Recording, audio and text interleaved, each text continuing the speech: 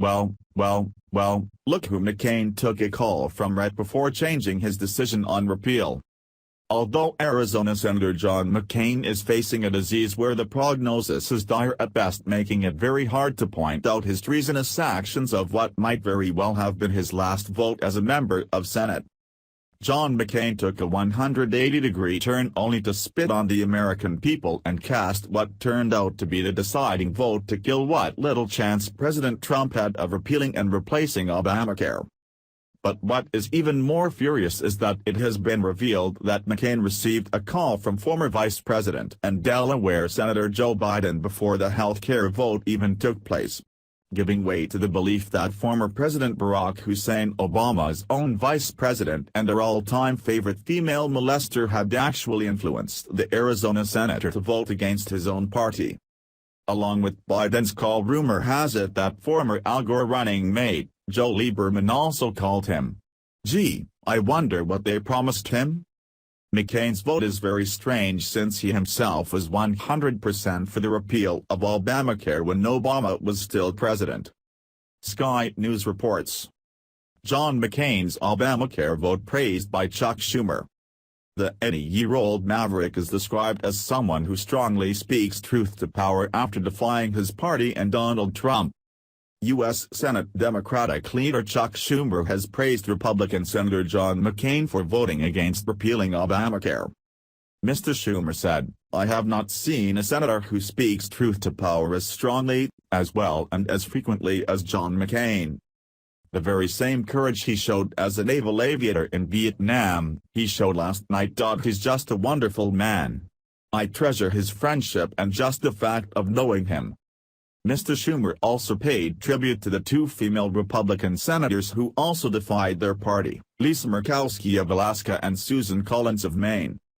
And he is reported to have been near to tears, as he echoed the sentiments of Republican Majority Leader, Mitch McConnell, that the Senate now must move on. Urging members to turn the page in another way, Mr. Schumer said of Senator McCain, "All of us were so inspired by his speech and the life of the senator from Arizona. And he asked us to go back to regular order, to bring back the Senate that some of us who've been here a while remember."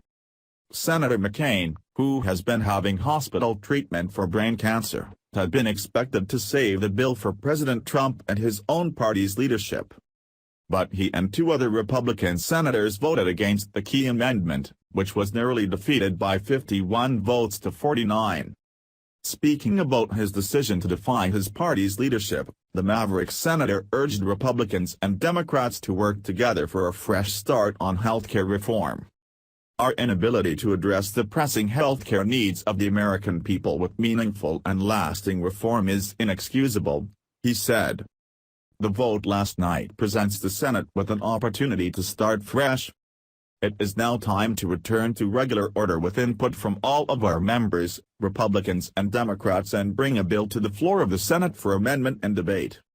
McCain, 80, joined Republican colleagues Lisa Murkowski of Alaska and Susan Collins of Maine in voting against the so-called skinny repeal, officially titled the Health Care Freedom Act. All 48 Senate Democrats also rejected it. The measure would have overturned the mandate that most individuals get health insurance and suspended a requirement that large companies cover their employees. It would also have delayed a tax on medical devices. Mr. Trump, who had made replacing Obamacare central to his successful campaign for the White House, responded on Twitter, saying those who voted against the repeal move had let the American people down. A longtime opponent of Obamacare, Mr. McCain said soon after the vote in the early hours of Friday morning, "From the beginning, I have believed that Obamacare should be repealed and replaced with a solution that increases competition, lowers costs, and improves care for the American people."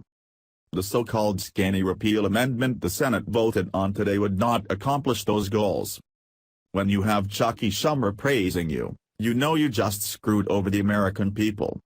Senator McCain is suffering from a devastating type of cancer where not many live to tell about it, but when it was time to get the treatment he went to the Mayo Clinic, which is one of the best hospitals and research centers in the nation. He didn't go, nor hasn't gone in decades, to the VA hospital, which is run by the very entity he thinks should run the medical system for us peons. The United States government. Why is the VA good enough for millions of vets but not for John McCain?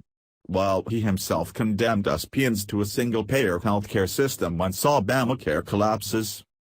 Time to call a duck by its name. Senator McCain, you have always been a fraud and a traitor to your party. But now you are also a traitor to the American people. I hope you can live with yourself. Who am I kidding? I bet whatever you were promised must be great. Please share if you want John McCain to resign from the Senate. Thanks for watching. Please subscribe Breaking News 365 channel. Goodbye and see you again.